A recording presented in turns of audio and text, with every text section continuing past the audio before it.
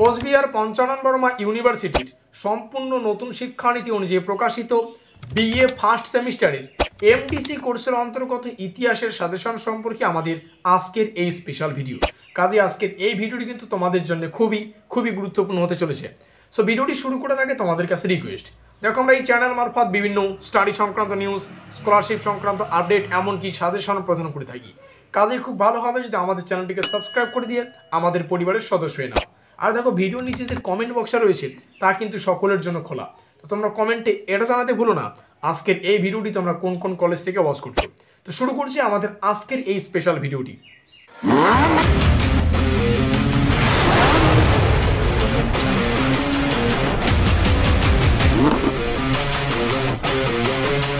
তো ঠিক যেমনটা আমরা আলোচনা করলাম, কোচবিহার পঞ্চানন বর্মা ইউনিভার্সিটির বিএ ফার্স্ট সেমিস্টারের এমডিসি কোর্সের অন্তর্গত হিস্ট্রি সাজেশন সম্পর্কে আমাদের আজকের এই স্পেশাল ভিডিও।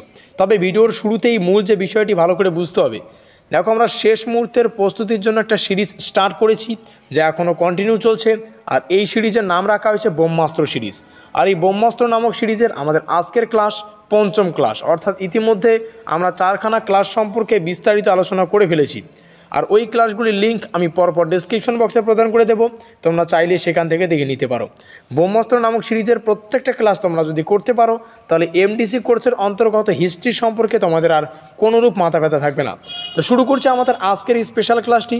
দেখে নেওয়া যাক আমাদের আজকের ক্লাসের কোন কোন গুরুত্বপূর্ণ প্রশ্নাবলী রয়েছে। 91 থেকে শুরু হচ্ছে, কে চন্দ্রগুপ্ত মৌর্যের সময় ভারতে আসেন? মোস্ট ইম্পর্টেন্ট একটি প্রশ্ন। চন্দ্রগুপ্ত মৌর্যের সময়কালে ভারতে আসেন মেগাস্থিনিস। অপশনে কোথায় রয়েছে মেগাস্থিনিস? আমাদের মেগাস্থিনিস দেখতে পাচ্ছি অপশন নম্বর সিতে, সুতরাং সি নম্বর অপশন আমাদের সঠিক।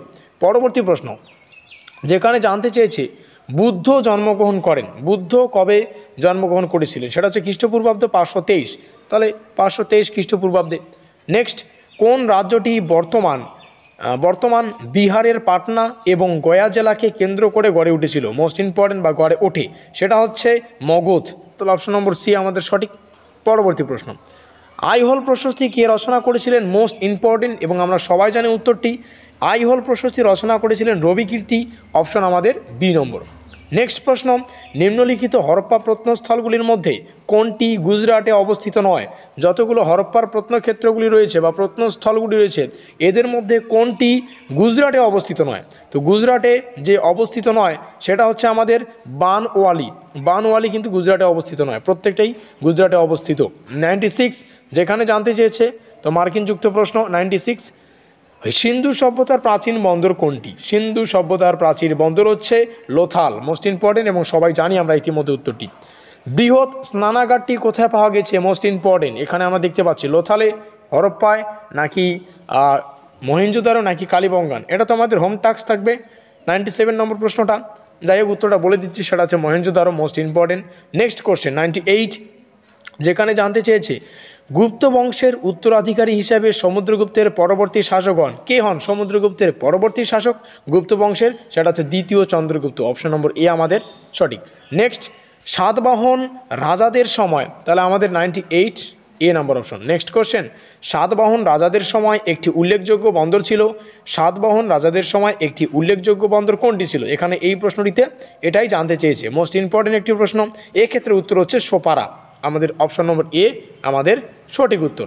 নেক্সট 100 নম্বর প্রশ্ন যেখানে আমরা দেখছি কি জানতে চাইছে, এগুলির মধ্যে কোনটি একটি কুলপঞ্জি বর্ণিত বৌদ্ধ গ্রন্থ? আমরা দেখতে পাচ্ছি অনেকগুলো গ্রন্থ রয়েছে, এগুলির মধ্যে কোন গ্রন্থটি হচ্ছে কুলপতি বর্ণিত বৌদ্ধ গ্রন্থ?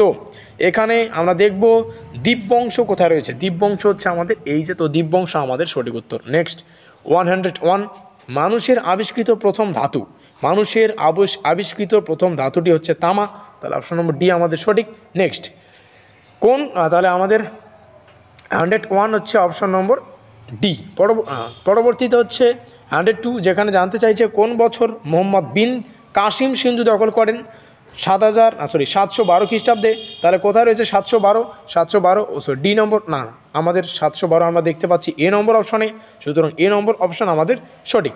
নেক্সট এবং সর্বশেষ প্রশ্ন 103 আমরা 105খানা প্রশ্ন সম্পর্কে আলোচনা করব। তার মধ্যে 103 আর্য শব্দের অর্থ হলো। আর্য শব্দের অর্থ কি? সেটা হচ্ছে একটি জাতি।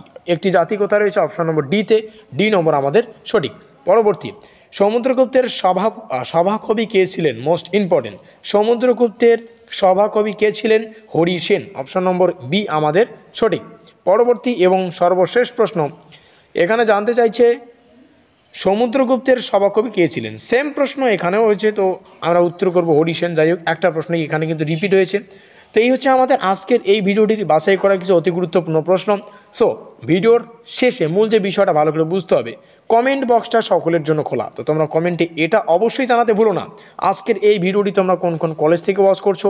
ডেসক্রিপশন বক্সে এই সিরিজের প্রিভিয়াস ক্লাসগুলি লিঙ্ক পাবে, সেখান থেকে দেখে নেবে। আপকামিং ক্লাস যদি আসে সেটাও কিন্তু ডেসক্রিপশন বক্সেই থাকে, সেখান থেকে দেখে নেবে। অবশ্যই ভিডিওটি ভালো লাগলে লাইক করে দিও, বন্ধুদের কাছে শেয়ার করে দিও। এখনও পর্যন্ত আমাদের পরিবারের সদস্য না থাকলে আমাদের চ্যানেলটিকে সাবস্ক্রাইব করে দিয়ে আমাদের পরিবারের সদস্য নিও। তো আমাদের আজকের এই স্পেশাল ভিডিওটি এই পর্যন্তই।